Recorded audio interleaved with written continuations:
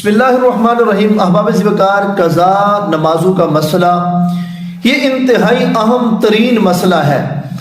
یاد رکھیں، اگر کسی بندے کی زندگی 40 سال 50 سال 60 سال غفلتوں کے اندر گزر گئی، اب اللہ رب العزت کا فضل ہوا اس پر، وہ 5 وقت کا پکا نمازی بن گیا، تو یاد رکھیں صرف توبہ سے ہی گزشتہ زندگی کی نمازیں معاف نہیں ہوں گی، بلکہ اب ان کی قضا کرنی پڑے گی۔ توبہ کا مطلب یہی ہے کہ جتنے فرض چھوٹ گئے اب ان کی قضا کرنی پڑے گی۔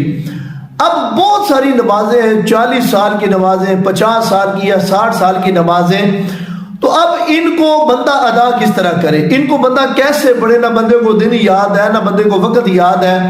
تو 2 طریقے فقہائے امت نے قضا نمازوں کے پڑھنے کے ارشاد فرمائے ہیں۔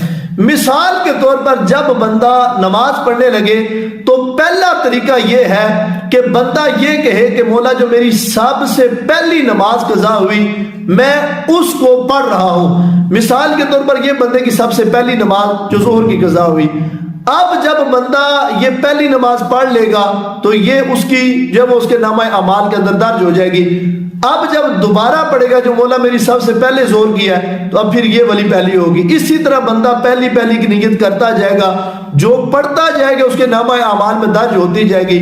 یا پھر دوسرا طریقہ فقہائے امت نے یہ بیان فرمایا کہ بندہ جب نماز پڑھنے لگے کہے کہ یہ جو میری سب سے آخری ظہر کی نماز قضا ہوئی، جب آخری پڑھ لے گا پھر اس کے بعد یہ آخری ہے، پھر کہے کہ اسی طرح، تو یوں یا تو پہلی نماز جو سب سے قضا ہوئی یا جو سب سے آخری نماز قضا ہوئی۔ یہ 2 آسان طریقے فقہائے امت نے بیان فرمائے ہیں قضا نمازوں کے۔ اور یاد رکھیں قضا نمازوں کے اندر صرف فرض کی قضا پڑھی جاتی ہے، یعنی کہ ظہر کے فجر کے 2 فرض، ظہر کے 4 فرض، عصر کے جو ہے وہ 4 فرض، نماز مغرب کے 3 فرض اور نماز عشاء کے 4 فرض اور 3 وتر۔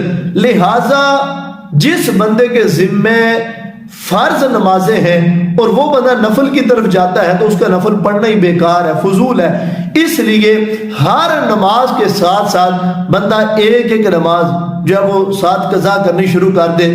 زندگی کا نہیں پتہ کس موڑ پر سانسوں کی مالا ٹوٹ جائے۔ جب بندہ نیت کر لیتا ہے صمیم قلب سے تو اللہ نیتوں کی وجہ سے اس کو کامل اجر عطا فرماتا ہے۔